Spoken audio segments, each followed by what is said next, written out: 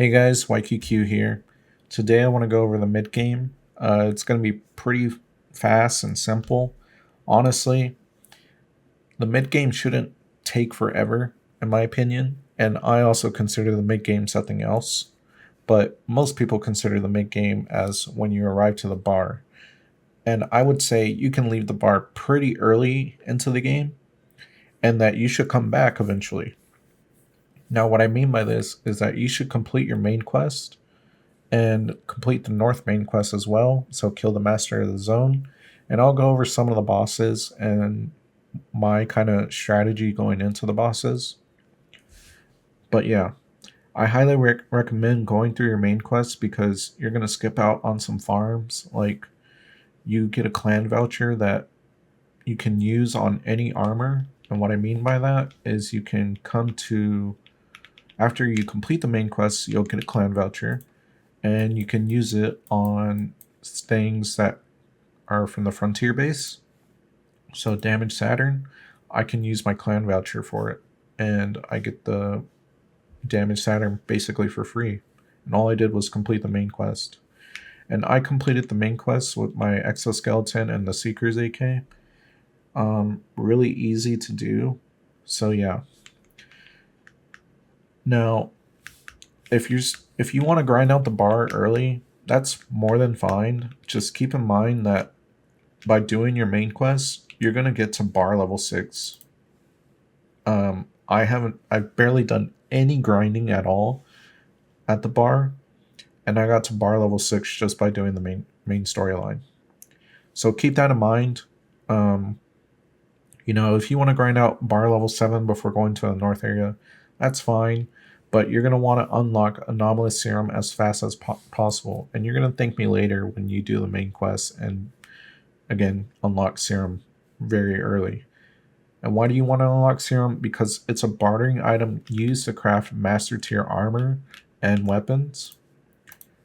And it's only obtained by doing dailies and weeklies. So a Worn Centurion, for example, costs 10 Anomalous Serum. Let's look at a Worn. So AEK 971 costs 10 Serum. And again, you're going to get this Anomalous Serum by doing dailies and weeklies only. So it's a time-gated item, and you're going to want to be able to get the serum as soon as possible so you don't have to wait forever to get whatever weapons and armors that you want. So when you get to the Frontier base level 4, at level 4, you're going to get a quest to come talk to this guy. And he's going to give you a quest that is called For the Good of the Frontier. And this is a repeatable quest every time you log in every day. So every 24 hours, I'll get a special list of tasks. And at the end of the quest, you get 1 serum. So I have to do all of this, and I get my 1 serum for the day. And the only other way to get it is by doing weeklies, which I come to a notice board. This weekly gives me 3, and these 2 weeklies also give me 3 each.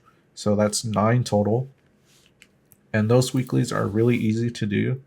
So you can see this one has me clear out mutants, and this one is the same thing. These two are essentially the same quest. They split up, or they split off in different directions towards like the signals and retrieving cargo part. But the mutant cleanup and the enemy cleanup are the exact same. So you can do both of these together. And at the end of both of them, you also have to capture 3 outposts. So, again, at the very least, you should be doing these 2 every week. And this one is a little bit more harder, or quote-unquote harder, because you have to do 30 dailies. So since I started towards the end of the week, I won't be able to complete this weekly, but I will be able to complete it next week. So, again, once I complete these 2, I'll get 6 serum total. And the serum is used to craft master tier items, which is very important because you're going to want those eventually. The bar grind really only lasts as long as you make it last. I would highly recommend rushing through the main quest and then coming back, because that's what I'm doing right now. You know, I'm going to start the bar grind later because I get more serum that way, and I can knock out pretty much two things at the same time. So I log in, I'm going to go do my dailies and weeklies after I'm done making this video. And then once I'm done doing my dailies and weeklies, I'm going to come back to the bar and start grinding to bar level 7 and eventually farming for whatever weapon that I want. So, you know, if I want an AK-15, then I'm going to get an AK-103. But I still have to grind for my AKM even. So let's talk about some of these bartering items. Now let's talk about a pickle farm. Pickle farms are very easy. You know, you can do a lot of the farms in the factory area, but I would stay away from that because there's going to be a lot of PvP and you're not guaranteed to extract safely. Now, you're going to be more guaranteed to extract safely if you do the pit or the forest. Now, I only know the Stalker side of stuff, and pickle farming in the Stalker area is really easy. You're just going to come to this factory and you're going to farm all the zombie camps over here. And once you have enough, or you think you have a good amount, you can return back to the bar. Now let's talk about caches. You know, caches can be found on the Stalcraft map in order to get some of these, the remains of the radio transmitter. I would highly recommend looking at the map and looking at the cache areas because it's going to be way easier. But again, for the Stalker side, there's a lot of caches here and a lot here. And that's where I usually farm them. Now let's talk about the data fragments.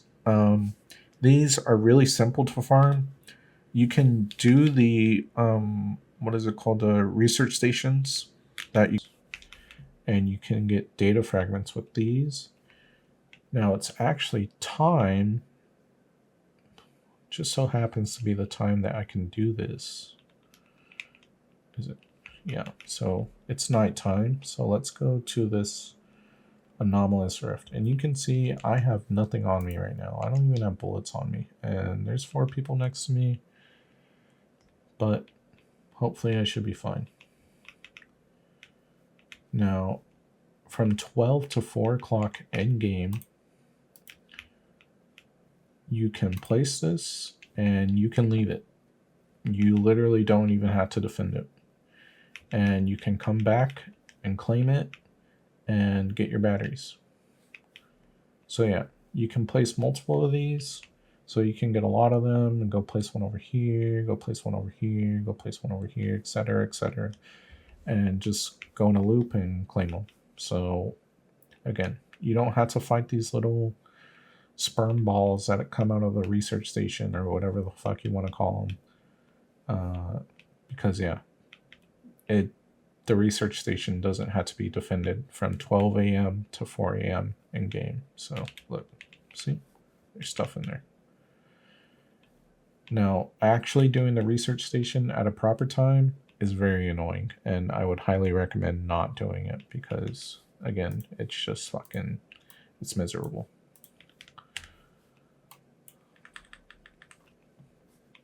Other than that, I would do these scans.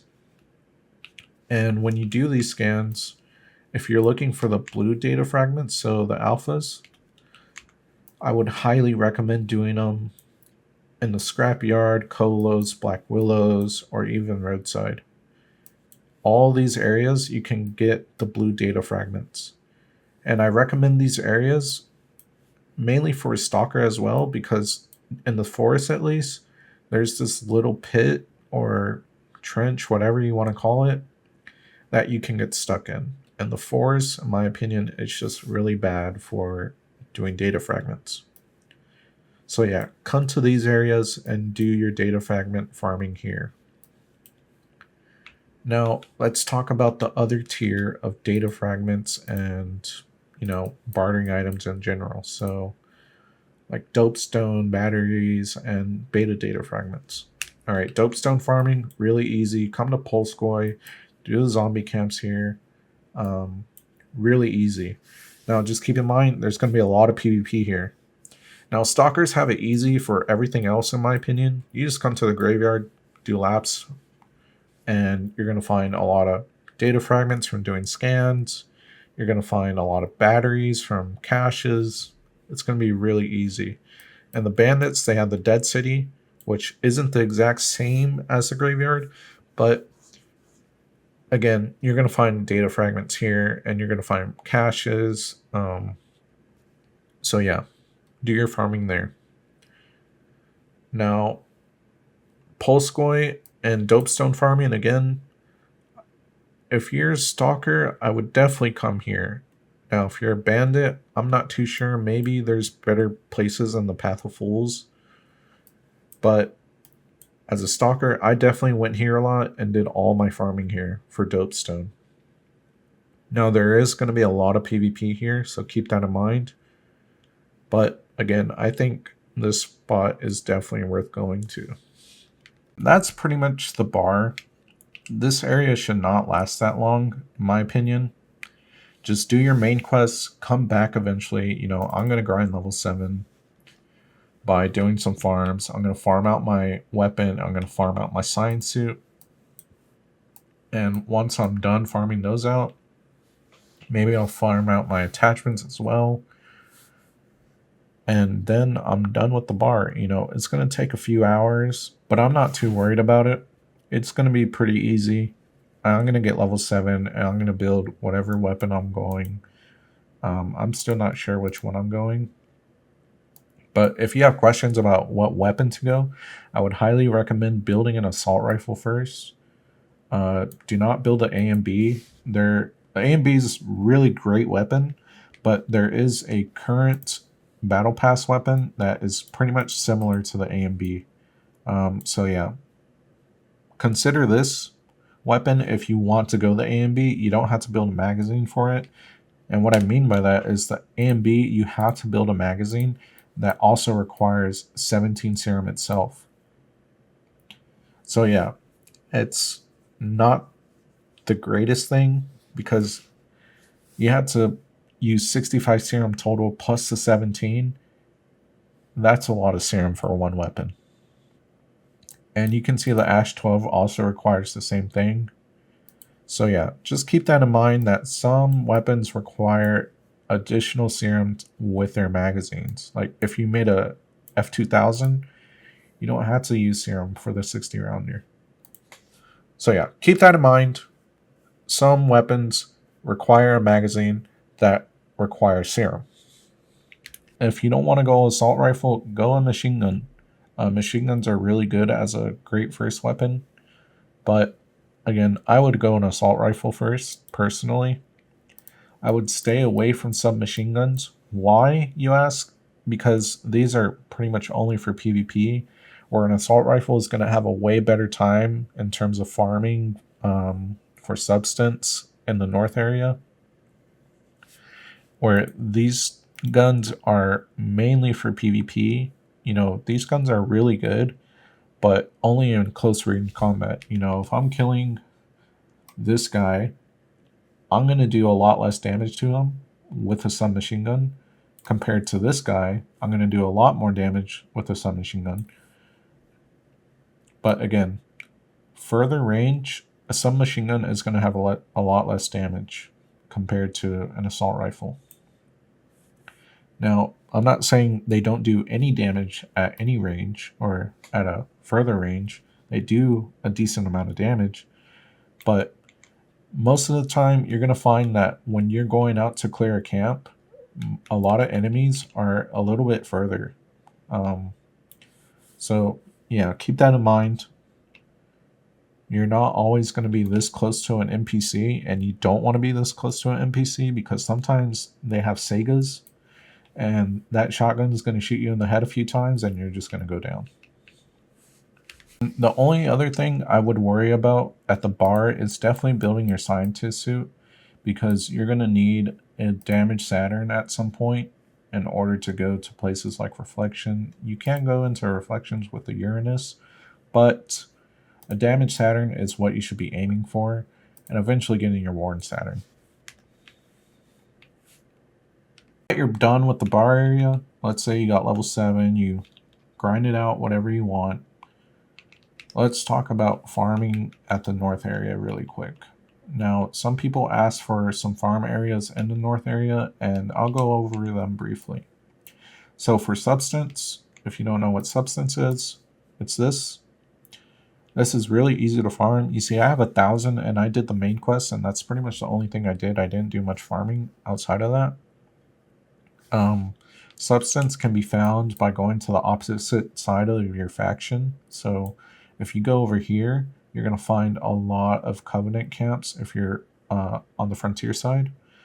And if you're a Covenant, you'll go over here and you're going to find a lot of frontier camps. Now just keep in mind, there's going to be a lot of PvP. Now you can farm in the forge. Forge farming is very easy, I would say. When you clear out a camp, so let's say I'm doing this area, right? This compound. There's going to be a camp here, here, and here.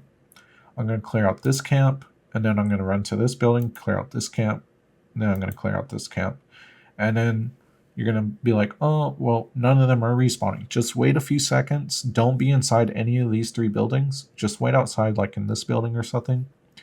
And then they'll all respawn. And so you just keep doing that over and over again.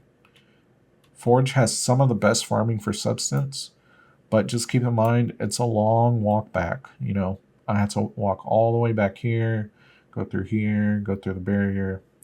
Sometimes you can use these shortcuts, but keep in mind, these are Psy level 3 or 4, 3 or 4, I forget.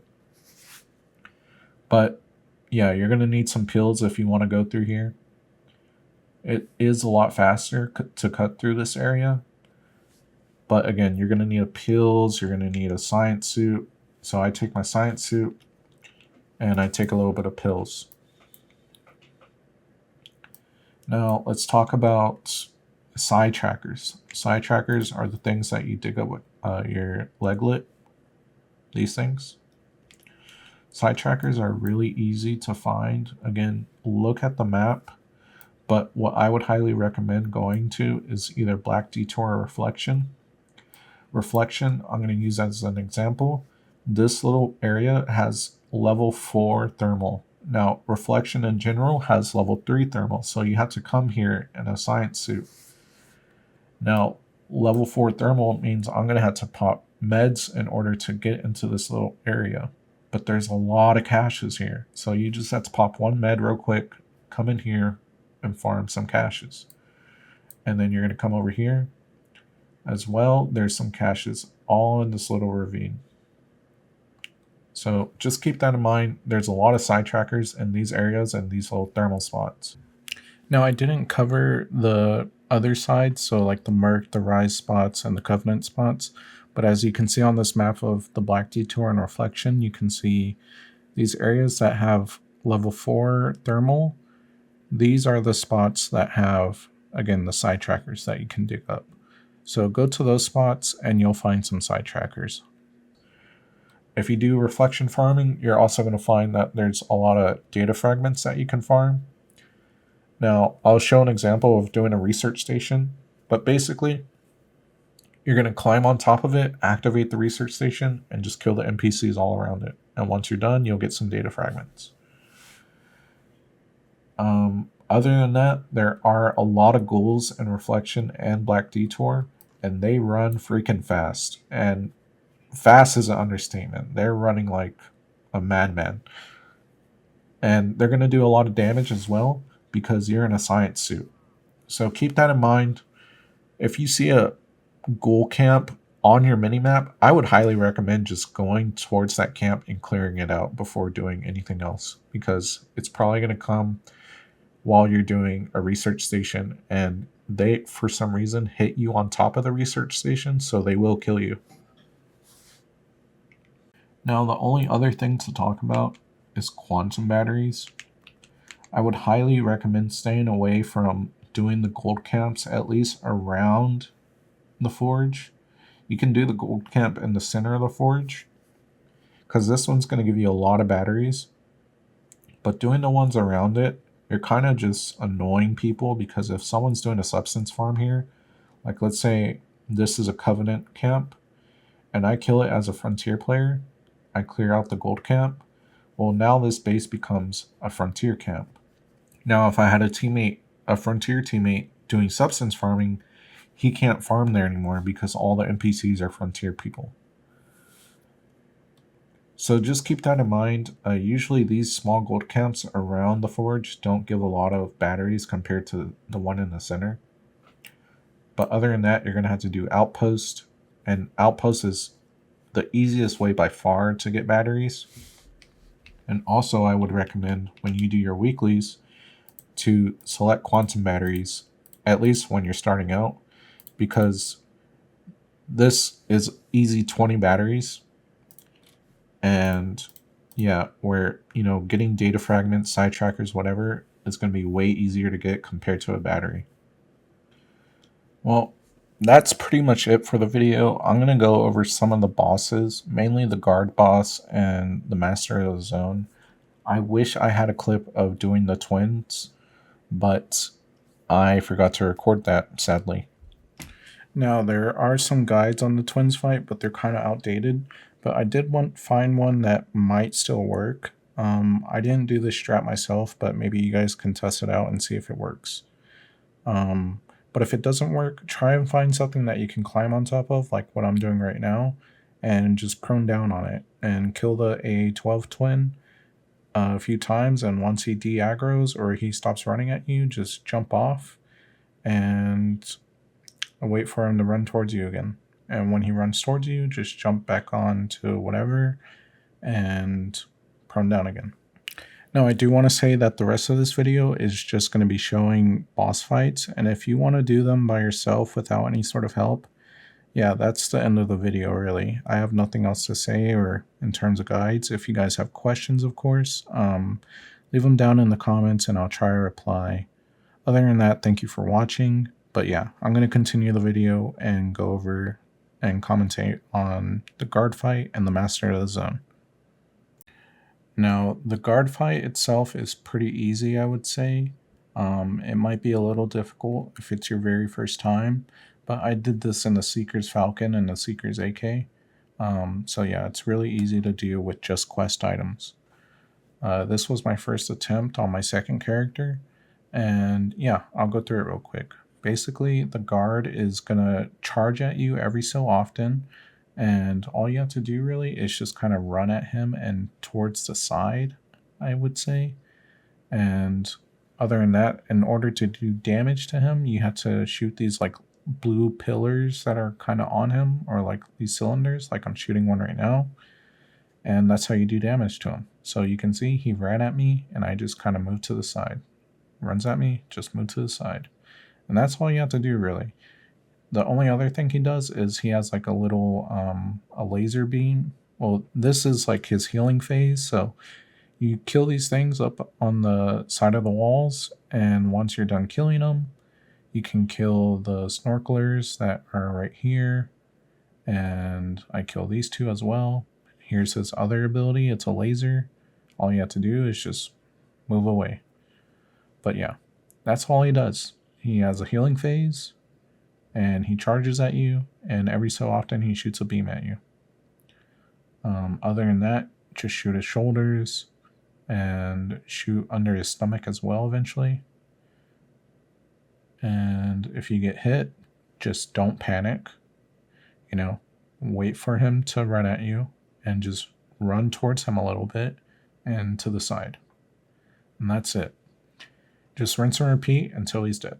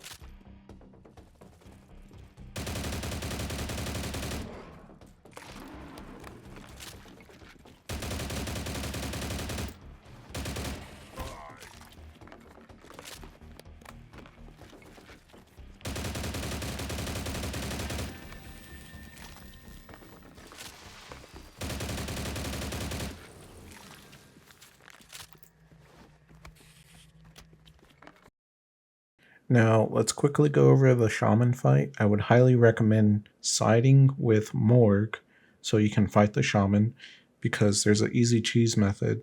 I just happened to find this. You don't have to do this exact route. I was trying to see if you could climb onto anything, and then I saw this pipe to my right, and I was like, oh, I can actually climb on that probably. So, again, I just accidentally found this. Maybe this is already in some sort of guide, but if not, hey, here's an easy way to choose a shaman. So you sit here and you're going to dodge the projectile he shoots at you, and you just shoot him. And he's going to shoot a projectile at you every so often, like right there, and you just move over. And the mutants will never touch you as long as you're up here. And you just do this for the whole fight. It's really easy. You shouldn't have any sort of problems. Just climb up on this little pipe. I'm sure this will probably be patched if someone in Expo watches this. But yeah. So make use of this now if you're on this fight.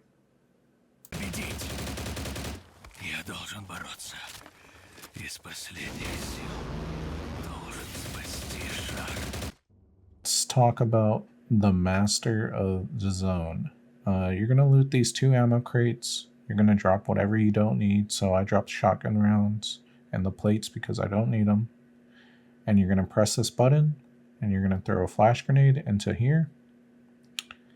And he gets stunned. You're going to run towards the center and you're going to shoot.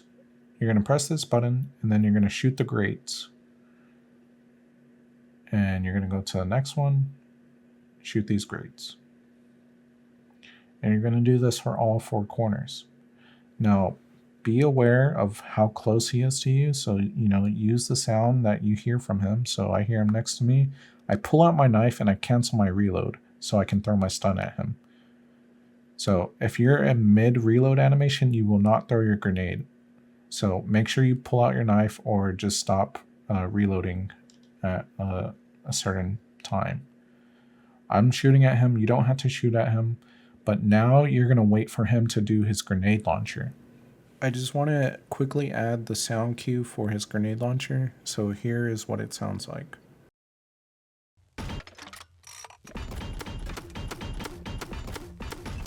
And when he does his grenade launcher, that's your sign to go to the cheese spot after he's done with his grenade launcher. And this is the cheese spot.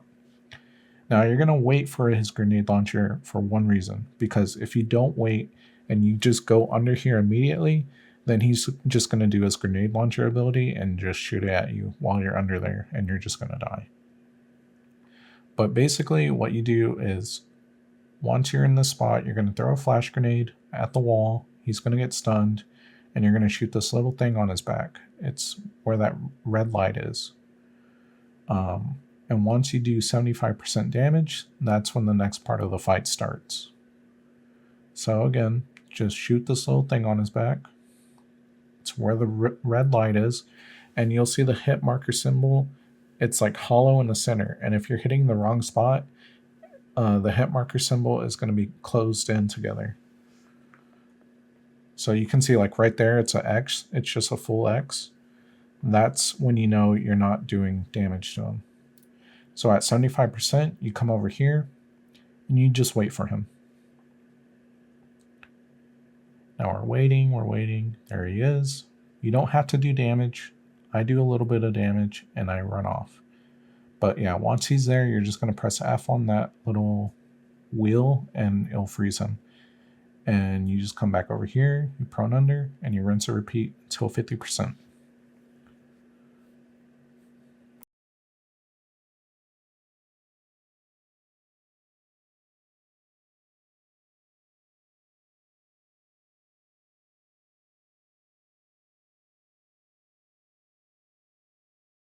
So I kind of agreed for the 50%. Don't ever do that. Don't be stupid like me. I'm just being greedy because this was like my 4th attempt and I just wanted to get this shit over with.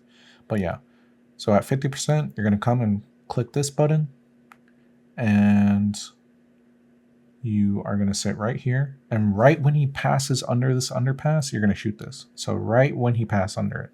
You can rewind that and watch it again, but it's like right when you see him pass under it, you shoot that grate and he'll get stunned. I do a little bit of damage. You don't have to. Just come back here when you're done. And you're going to repeat this until 25%.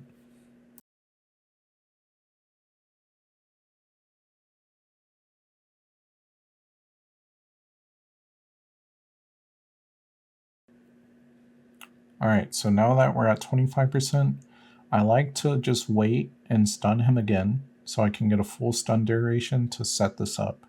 This is probably the hardest part in my opinion. This is going to happen really fast and he moves really fast, so keep that in mind.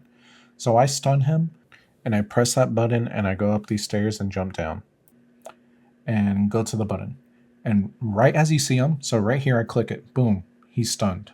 I don't even damage him, I just book it straight back. But this might take a few attempts.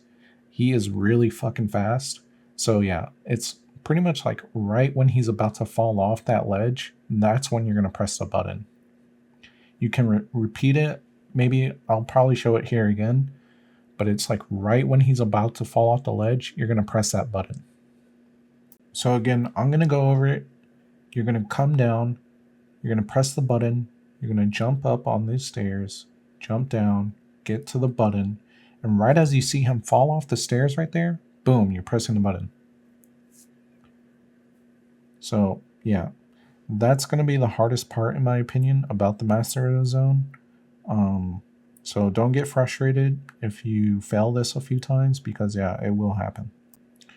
But yeah, once you're done with that, all you have to do is repeat the earlier methods of just stunning them nonstop. Keep an eye on your flashbangs on how many you have, and yeah, that's about it. Hopefully you don't have to suffer too long and you kill it in a few attempts. But yeah, that's pretty much it for the video. If you guys want to see anything else in terms of guides, let me know. I'm kind of running out of ideas, to be honest. But I am making a bandit with my friends, and yeah, maybe I'll have some videos on that. Anyways, thanks for watching. I'll see you guys later. Like and subscribe, you know the deal. I'll probably be streaming the bandit as well. I'm not too sure yet. But if I'm not streaming the bandit, maybe I'll stream my weeklies and dailies on my 2 other accounts. But yeah, I'll see you guys later. Peace.